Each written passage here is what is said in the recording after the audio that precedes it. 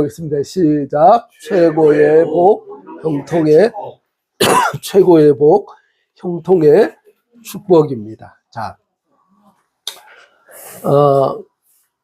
슈퍼노트라고 있습니다. 슈퍼노트. 그게 뭐냐면, 그렇죠?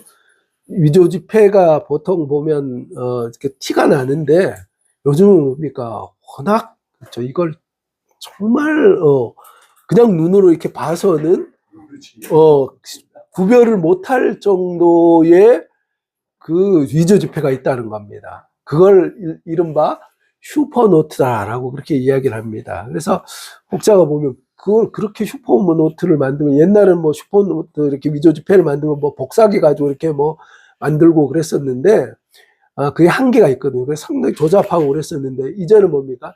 인쇄 기술이 발달하다 보니까 이게 그냥 봐서는 그렇죠. 전혀 알지 못할 정도의 아주 초정밀 위조 지폐가 유통이 된다는 거예요. 그래서 보니까 제가 이걸 자료를 준비하면서 보니까 어디에서 그렇게 만드는가. 또 전에는 일련 번호가 이렇게 다 이렇게 똑같은 걸 찍어 복사하듯이 만들다 보니까 일련 번호가 같이 나오는데 이제는 뭡니까? 일련 번호도 다 다르게 한다는 거예요. 그래서 그렇게 만들려면 그 판을 그렇죠.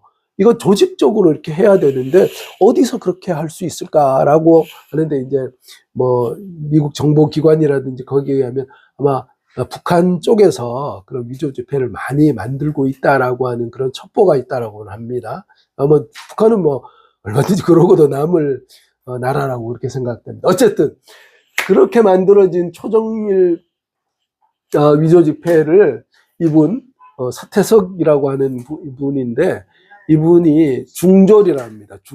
중졸을 중학교 졸업하셔가지고 외환은행 그러니까 일당 그 뭐죠? 일용직으로 이렇게 들어갔다가 그죠? 이분이 그죠? 늘 동전 세고 막 그러다가 이걸 자꾸 그걸 만지다 보니까 여기에 대한 감각이 생긴 거예요. 그래서 결국 뭡니까? 한 4년 정도 있다가 정직원으로 채용되고 나중에 은퇴할 때는 외환은행 전문 그죠? 부장으로 그렇게 은퇴를 했다는 거예요. 그리고 우리나라 최고의 위패 감별사람. 이분은 이렇게 이걸 만져보고 하면요. 알 수 있다는 거예요. 예, 그리고 그 색깔이라든지 이런 것들이 미세하게 다르다는 겁니다. 제가 오늘 칼럼에도 이렇게 썼지만 거기에 보면 뭐가 있냐면, 진폐에는요, 진짜 화폐에는 보안 요소 같은 것들이 있답니다. 크게 확대해 보면 그 굵기라든지 색깔 이런 것들이, 아주 미세한 것 같지만 그러나 그걸 통해서 볼 수 있는데 중요한 것은 이 감별할 때 어떻게 하냐면 가짜 돈을 계속 보는 것이 아니라 어떻게 한다고요? 한번 읽어보겠습니다. 시작. 진짜 돈에 대한 감각을 키우면 자연스럽게 가짜 위조 지폐를 분별할 수 있다는 거예요. 그러니까 가짜가 뭐가 잘못됐나 그걸 계속 살펴보고 그러는 것이 아니고 뭘 하면 된다고요? 진짜 돈에 대해서 진짜 돈을 계속 만져보고 그렇죠. 그렇게 연구를 하면 가짜 돈은 어때요? 가짜 돈을 판별해낼 수 있는 그 능력이 생긴다는 거예요. 참 좋은 통찰이라고 생각합니다. 오늘 이제 복에 대한 것들을 다시 한번 이렇게 말씀을 드리는데 복에 대해서 준비하다 보니까 복이 참 많더라고요. 어떤 복이 있어요? 부모복도 있고요. 동기복도 있고 처복, 자식복, 재물복. 저는 보니까 재물복 이건 목사하고는 뭐 조금 거리가 먼 것 같은데 나머지는 복을 다 받은 것 같습니다. 나머지는 다 복을 받은 것 같은 부모님도 그렇고 동기들도 그렇고 아내도 그렇고 자식들도 그렇고 참 관복 뭐 당신 뭐 한 거 뭐 있습니까? 김 목사가 뭐 아니 목회자로 산다라는 게 얼마나 영광입니까? 목회자 아무나 하는 겁니까? 기분 나쁘십니까? 그래서 하나님의 사명을 감당하는 그 일들을 할 수 있다는 게 얼마나 큰 축복인지요. 그래서 보면 이제 오복이라고 또 이렇게 얘기합니다. 장수하는 복, 부귀 없는 복, 건강한 복. 유호덕은 뭡니까? 덕을 이렇게 베풀며 사는 거죠. 그리고 고정명은 뭡니까? 하늘이 준 수명까지 살아가는 거. 사랑하는 성도님들, 이 모든 축복을 받아 누리는 성도님들 다 되시길 주님의 이름으로 축복합니다. 그럼 참 우리의 조상들, 그렇죠? 동양 철학에서 보통 이야기할 때의 이 복은 상당히 보면 지극히 현세적인 그런 복이에요, 그렇죠? 뭐 그게 아주 현실적이에요. 왜? 죽음 이유는 뭐 잘 모르니까 그렇게 얘기하는데, 성경은 뭐예요? 진짜 복에 대해서 말씀을 하고 있습니다. 그래서 이런 복들도 참 귀한 복이지만, 그러나 이게 최고의 복은 아니라는 거죠. 이 복을 뛰어넘는 놀라운 복이 있는데, 그것이 바로 하늘의 복인 줄로 믿습니다. 그래서 그 하늘 복을 잘 살펴보면 뭐예요? 진짜 복이 뭔지 그것을 우리가 감별해낼 수 있다는 겁니다. 자, 한번 말씀을 다시 한번 읽어보겠습니다. 빨간색 읽어보십니다. 시작. 그는 시냇가에 풀을 따라 열매를 맺으며 그의 잎사귀가 마르지 아니함 같으니 그가 하는 모든 일이 다 형통하리로다. 여호와께서 요셉과 함께 하심으로 그가 형통한 자가 되어 그의 주인이 애굽 사람의 집에 있으니 그의 주인이 여호와께서 그와 함께 하심을 보며 또 여호와께서 그의 범사에 형통하게 하심을 보았다. 아멘. 참, 제가 이제 하나님의 말씀을 이제 준비를 하면서 사실 1월달 참 중요한 달이고 참 의미가 또 특별하지 않습니까? 새해를 시작하면서 과연 참 어떻게 하나님의 말씀을 우리 성도님들이 이 새해를 시작하면서 참 어떤 말씀을 전해야 될까? 그래서 좀 고민을 많이 하고 정말 기도를 많이 하는데, 그래서 제가 지금 첫째 주에 뭐에 대해서 말씀을 드렸습니까? 오직 여호와의 율법을 즐거워해서 그 율법을 주야로 묵상함으로 말미암아 어떻게 된다고요? 2026년 표어가 나왔지 않습니까? 자, 뭐라고요? 자, 같이 한번 읽어보겠습니다. 시작. 날마다 성장해서,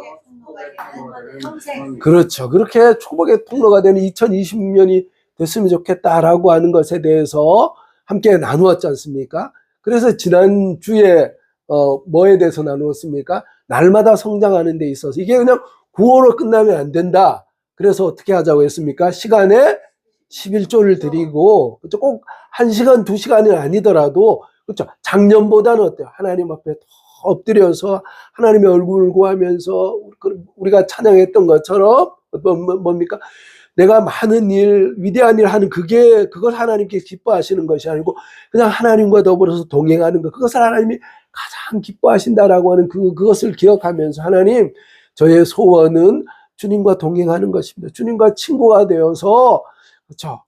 주님, 이런 일이 있었습니다. 주님, 저를 도와주십시오. 그렇게 교제하면서 살아가는 것, 그렇죠? 그 시간을 하나님 앞에 드리며 살겠습니다라고 하는 것, 그걸 통해서 매일매일 날마다 영적으로 성장하겠습니다라고 하는 것에 대해서 지난주에 말씀드렸습니다. 또 하나의 꼭지가 뭡니까? 축복의 통로가 되는 것을 지금 오늘은 좀 더 나누기를 원합니다. 그래서 축복의 통로가 되는 것이 도대체 구체적으로 어떤 의미인가라고 하는 것, 거기에 대해서 함께 나누는데, 자, 말씀을 다시 한번 읽어보겠습니다. 시작. 그는 시냇가에 심은 나무가 풀을 따라 열매를 맺으며 그 잎사귀가 마르지 않은 같이 그가 하는 모든 일이 다 형통하리라. 여기에 포인트는 뭐예요? 모든 일이 다 형통하겠다는 거예요. 그래서 한마디로 말씀드리면, 그렇죠? 두 번째 꼭지는 뭡니까? 축복의 통로가 되는 형통의 복을 받아 누리는 우리가 됐으면 좋겠다라는 겁니다. 아멘이십니까? 그렇죠. 축복의 통로가 되려면 어때요? 형통의 복을 받아 누려야 되는데, 자, 여기에 대해서 좀 더 구체적으로 말씀을 나누도록 그렇게 하겠습니다. 자, 형통하다라고 하는 이 말은요, 사전에 보면 뭐라고, 우리가 알고 있는 그대로입니다. 모든 일이 어떻게 되는 거예요? 뜻과 같이, 그렇죠? 잘 풀린다라고 하는 그런 의미라는 거예요. 그래서 이게 의미하는 것은, 일반적으로 국어사전에 얘기하는 것들은 non-Christian 비신자들이 이렇게 이해하는 형통은 무사 태평이고 탄탄대로라는 거예요. 그죠? 그러니까 막힌 것이 없어요. 그냥 막 갈 수 있는 그것이 형통하다라고 하는 그런 의미다라고 하는데, 그러나 성경에서 이야기하고 있는 이 형통이라고 하는 단어가 히브리어 뭐라고요? 잘라흐라는 거야. 잘라흐라고 하는 그런 말인데 이거 무슨 뜻이라고요? 돌진하다, 뚫고 나가다. 이것을 풀어서 말씀을 드리면 장애물을 뚫고 전진하는 것을 의미한다는 거예요. 그러니까 무사태평 탄탄대로는 앞에 장애물이 없어요. 그냥 달리는 거예요. 근데 그게 아니라 성경에서 이야기하고 있는 형통은 뭐예요? 앞에 장애물이 턱턱 놓인다는 거예요. 그렇죠? 인생을 살아가면 그 장애물이 물론 없으면 뭐 좋겠죠. 그런데 우리 인생은 뭡니까? 탄탄대로 글쎄요.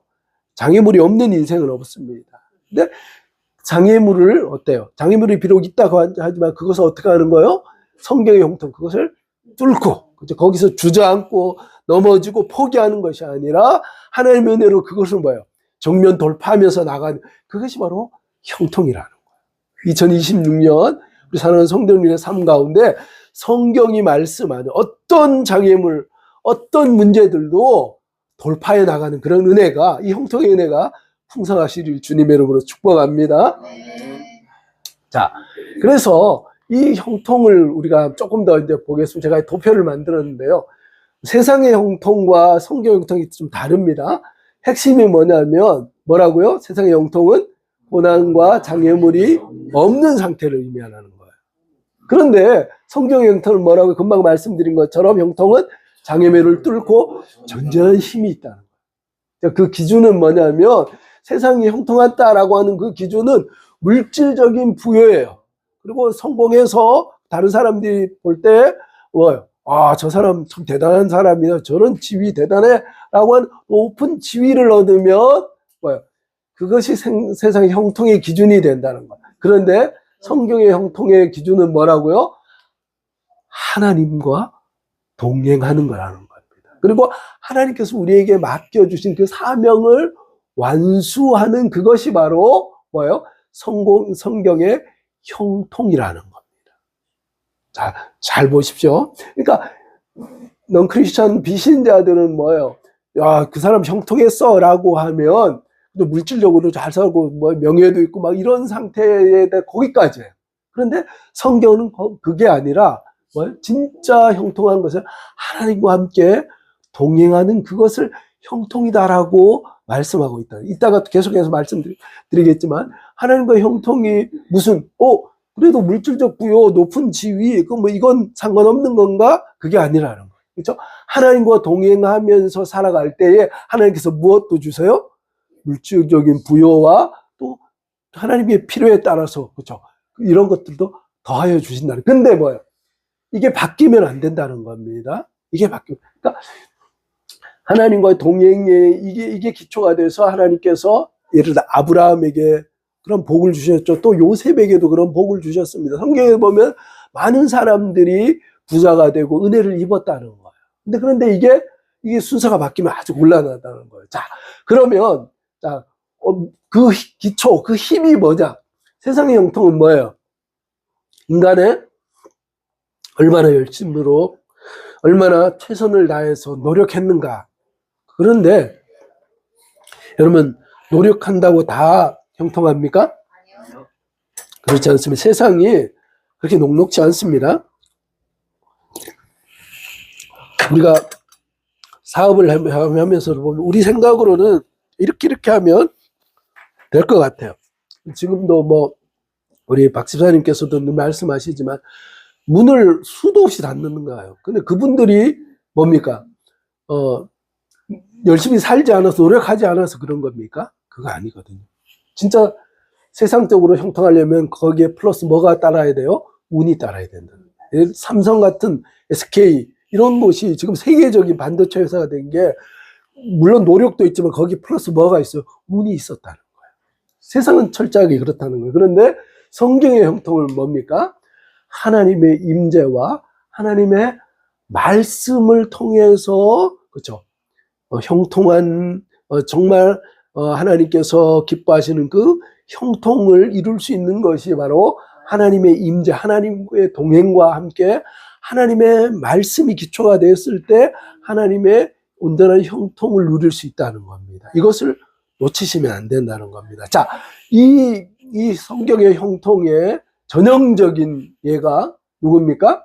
바로 요셉입니다. 요셉. 자, 말씀까지 읽어보겠습니다. 시작. 여호와께서 로 그가 형통한 자가 되어 그의 주인 애굽 사람의 집에 있으니 그의 주인 여호와께서 그와 함께하심을 보며 여호와께서 그의 범사에 행하게 하심을 보았으니. 그렇죠.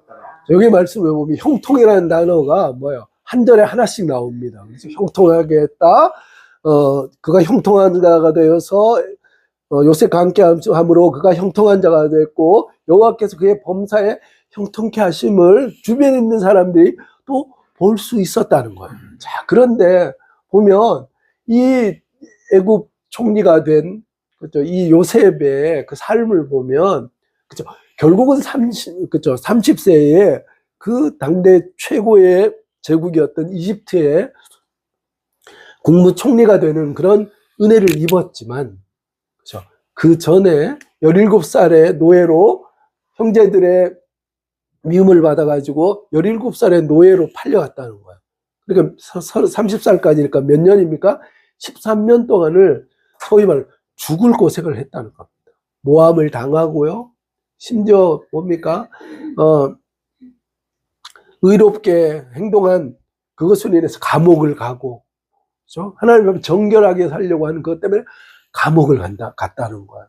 그래서 요셉의 삶은 편한 길의 지름길 첩경이 아니라 정말 굽이굽이, 그렇죠? 참 기가 막힌 그런 어려움과 장애물로 가득했던 삶이 요셉의 삶이었다는 거예요.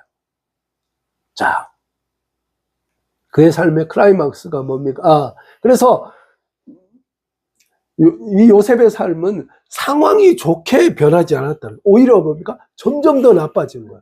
종으로 팔려가지고, 그 집에서 열심히 일을 하고 신뢰를 받았는데, 보십시오.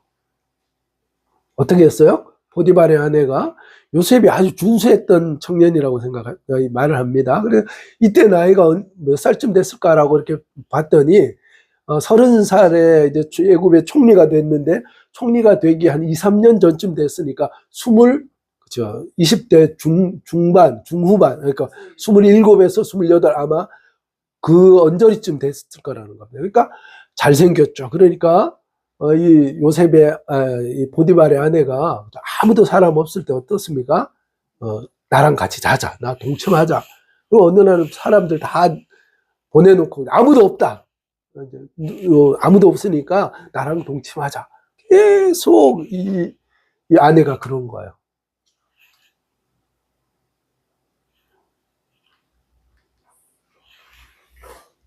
말씀드렸지만 이런 상황의 변화가 없었어요. 그렇죠? 오히려 더 나빠져. 그렇지만 중요한 것은 하나님의 동행이 있었다는 거예요. 그래서 이 상황들을 이겨 나갈 수 있었는데, 그렇죠?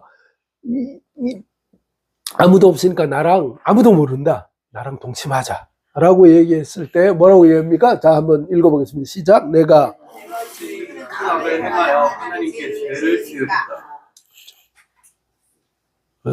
제가 전에 한번 말씀드렸지 않습니까? 10개입니까? 정확하게 기억 안 나는데, 그 영화에 보면 나옵니다. 이 장면이 나오는데, 그렇죠. 누군가, 내가 이집트에서 섬기는 신이 볼까봐, 예를 들어, 황소상, 이런 것, 눈 뻔히 보고 있으니까, 그걸 이렇게 보자기로 덮어놓고, 야, 아무도 안 본다. 아무도 안 보니까 걱정하지 말고 나라 동침하자. 라고 이야기를 했을 때, 요셉이 뭐라고 그래요? 하나님은 보고 계세요. 하나님. 그렇죠? 내가 어찌 큰 악을 행해서 하나님께 모든 것들을 꿰뚫어 보시는 거 하나님 앞에 내가 어떻게 죄를 범하겠습니까? 이렇게 얘기했다는 거예요. 어떻게 이렇게 민감한 영적 감수성이 있었을까요? 노예로 그렇게 살면서, 그죠? 그 부인과 함께 쾌락을 즐길 수 있는 얼마나, 그렇죠? 그런 유혹이 많았겠습니까? 그럼에도 불구하고 하나님이 보고 계신데 내가 어떻게 하나님 앞에 이 악을 행할 수 있느냐라고 하고 오히려 뭡니까? 그 옷을 벗어 던지고 붙잡고 있는 그 옷을 뭐예요? 팽개 쳐놓고 그 자리를 피하는 거 아닙니까? 그것 때문에 결국 어떻습니까? 나를 겁탈하려고 이 요셉이 들어왔다. 히브리 노예가 나를 겁탈하려고 주인인 이 여주인 나를 겁탈하려고 했다. 오히려 그것이 증거가 돼서 요셉이 어떻습니까? 감옥에 가는 거 아닙니까? 참 기가 막히지 않습니까? 근데 요셉이 그쵸? 무엇 때문에 그래요? 코람데오를 코람데오. 그쵸? 코람데오라고 하는 이 말은 바로 하나님 앞에, 하나님 앞에서 내가 살고 있다라고 하는 그런 마음으로 뭐요? 날마다 그렇게 살아가는 것을 의미한다는 거예요. 이게 정말 쉽지 않습니다. 정말 쉽지 않아요. 근데 이 요셉이 이런 하나님, 내가 하나님 눈앞에서 살고 있다라고 하는 하나님의 현존 앞에서 내가 살아가는데 어떻게 내가 잠시의 쾌락을 위해서 하나님 기뻐하시는 일을 내가 하겠는가라고 하는 그런 그렇죠, 결단을 하고 악과 그렇죠, 타협하지 않았다는 거예요. 참 귀합니다. 그래서 보면 어떻게 이럴 수가 있었나 볼 때 그 비결은 바로 요셉이 뭐요? 시냇가에 심은 나무가 어떻습니까? 그 물건을 향해서 깊이 뿌리를 내렸을 때 어떤 결과가 나타났죠? 잎사귀가 마르지 않고 어떻습니까? 시절을 쫓아 화실을 맺는 그런 풍성함과 여유로움과 넉넉함이 있었다는 거예요. 요셉이 그렇게 살 수 있었던 비결은 그 근원 되신 그 하나님 앞에 뭐예요? 자신의 존재 그 자체를 깊이 뿌리 내리고 하나님과 뭐예요? 하나가 된 그런 삶을 살았다는 거예요. 참 하나님의 은혜가 그렇죠? 이런 하나님 앞에 깊이 뿌리 내리는 이런 삶이 그에게 있었기 때문에 그는 뭐예요? 하나님의 존전 앞에서 늘 하나님을 의식하면서 그렇게 살 수 있게 되었다는 겁니다. 그래서 바로 하나님 앞에서 우리가 하나님과 동행하는 것, 형통에 대해서 말씀을 하면서 이 형통의 비법은 바로 뭐라고요? 하나님과 동행하는 거라는 겁니다. 그래서 다시 한번 말씀을 드립니다. 하나님과 동행하는 것은 뭐 하는 거예요? 읽어보겠습니다. 시작. 오직 여호와의 율법을 즐거워하여 그의 율법을 주야로 묵상하는 것이다. 오직 여호와의 율법을 즐거워해서 그의 율법을 주야로 묵상하는 것을 말하는 겁니다. 근데 우리가 하나님과 동행한다라고 할 때에 우리가 뭐 그럼 날마다 뭐 신비적인 것들 그런 거 보는가 그런 게 아니고요. 자,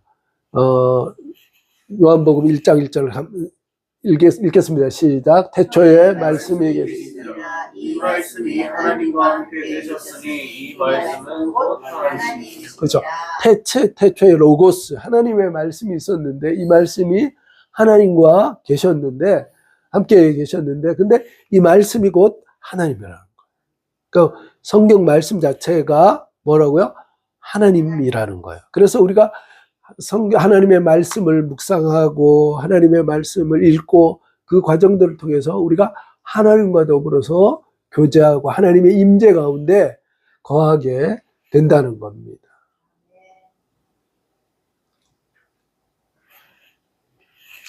자, 한번 읽어보겠습니다. 시작. 성경 말씀이 단순한 글자가 아니라 하나님의 인격이자 존재 자체다. 그러니까 하나님의 말씀을 읽어야 되겠습니까? 무시해야 되겠습니까? 하나님의 말씀을 읽어야 된다. 하나님의 말씀. 그렇죠. 그렇죠. 성경 말씀이 단순한 글자가 아니라 그렇죠. 하나님의 인격이자 하나님의 존재 그 자체다라고 하는 걸 가슴에 여러분 잘 새기십시오. 그래서 하나님의 말씀을 읽는 그 거룩한 행위는 하나님과 더불어서 뭐요? 동행하면서 그렇죠? 하나님의 형통을 누리는 놀라운 비법이다라고 하는 것들을 분명히 잊지 말고 기억하시기 바랍니다. 자, 우리 옆에 있는 분하고 인사하겠습니다. 자, 하나님의 말씀과 함께 하나님과 동행합시다. 그렇게 하면 인사하겠습니다. 하나님과 자, 그렇죠. 시간의 11조 지난주에 말씀을 드렸는데 잘 하고 계십니까? 네. 그렇죠. 네. 감사합니다. 그러면 아까 전에 말씀드렸다시피 한두 시간 나는 뭐 시간 내기가 쉽지 않다. 그러면 뭡니까? 어떻게 하면 됩니까? 10분, 20분이라도 어때요? 작년보다는 조금 더 하나님 앞에, 그쵸? 하나님의 말씀을 펴서 읽고, 자꾸 그런 삶에 대해서, 뭐요? 어제 내가 조금 오늘은 조금 더. 하루, 어떻게 한 번에 그냥 2시간을 할 수 있겠습니까? 그렇게 못 합니다. 그래서 내가 할 수 있는 부분들을, 이렇게 실천 조금씩 늘려가는 거, 그게 참 중요하다는 겁니다. 그래서, 자, 같이 읽어보겠습니다. 시작. 영적 시간 투자 없이는. 자, 우리 2026년 표가 뭐라고요? 날마다 성장하여 축복의 통로가 되는 2026년이라는 거예요. 자, 그러면 뭐예요? 날마다 성장하는 것 없이는 뭐도 없다고요? 축복의 통로 되는 거? 이건 뭐예요? 그러나 분명한 팩트라는 거예요. 그렇죠? 그래서 축복의 통로를 포기하든지, 그렇죠? 내가 영적으로 잘하는 그 시간을 투자를 하든지, 그게 우리에게 하나님께서 요구하시는 겁니다. 어떻게 하시겠습니까? 여러분, 세상 사람들도 어때요? 제가 다음 주쯤에 한번 좀 나누려고 하는데, 우리 박 집사님 권투 그냥 가만히 앉아 있으면 잘 됩니까? 죽도록 해야 되는 거예요. 그죠? 그 개체 그거 빼려고 얼마나 그렇게 고생을 합니까? 그죠? 하물며 영적인 성장, 우리가 하나님의 형통을 누리는, 그죠? 그 주인공으로 서는데 적당히 했는데 하나님 앞에 축복의 통로가 됐다. 그건 넌센스입니다. 그건 정말 그건 영적인 그런 법칙은 없습니다. 그래서 하나님께서 우리 성도님들에게 그 성령을 통해서 마음 가운데 감동을 주셔서 정말 하나님의 임재 안에서 내가 시간을 하나님 앞에 드려야 되겠다라고 거룩한 소원을 주시기를 간절히 원합니다. 자, 요한일서 2장 16절 이렇게 말씀합니다. 자, 이제 요것만 하고 이제 말씀을 마치겠습니다. 시작. 모든 것이 육신의 정과 허의 정과 이 세상이니 다 새로운 것이 아니라 세상으로부터 온 것이라. 그렇죠. 자, 세상은요, 육신의 정욕과 안목의 정욕과 이 세상의 자랑, 거기에 올인하는 거예요. 거기에 목숨 거는 겁니다. 그래서 돈과 쾌락과 그래서 그것 자체가 목적이 돼요. 이게 내 복이다라고 그러면서 살아가고 있다는 거예요. 진짜 복은 뭡니까? 진짜 복? 그렇죠. 하나님과 동행하는 형통의 삶이 진짜 복이다라고 하는 거. 그래서 뭐예요? 하나님과 동행하면서 하나님을 의지하면서 나갈 때에 하나님께서 그 문들을 열어주신다는 거예요. 문을 활짝활짝 열어주셔서 제가 지난주와 지지난주 말씀드렸지 않습니까? 누구 말씀드렸었죠?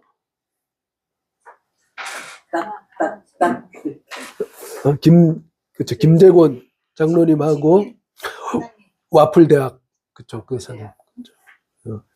그분들이 뭐예요? 그냥 뭡니까? 아무런 영적인 하나님 앞에 드림이 없이 축복의 통로가 됐다? 그런 법은 없습니다. 하나님 앞에 날마다 영적으로 우리가 성장하는 만큼 하나님께서 뭡니까? 은혜를 주신다라는 것을 기억을 하셨으면 좋겠어요. 그래서 우리 모든 성도님이 그러한 하나님의 축복의 통로로, 그리고 하나님께서 나를 통해서 참 이런 올해 놀라운 일을 행하셨습니다라고 고백할 수 있는 간증의 주인공들이 다 되시기를 주님으로 진심으로 축복합니다.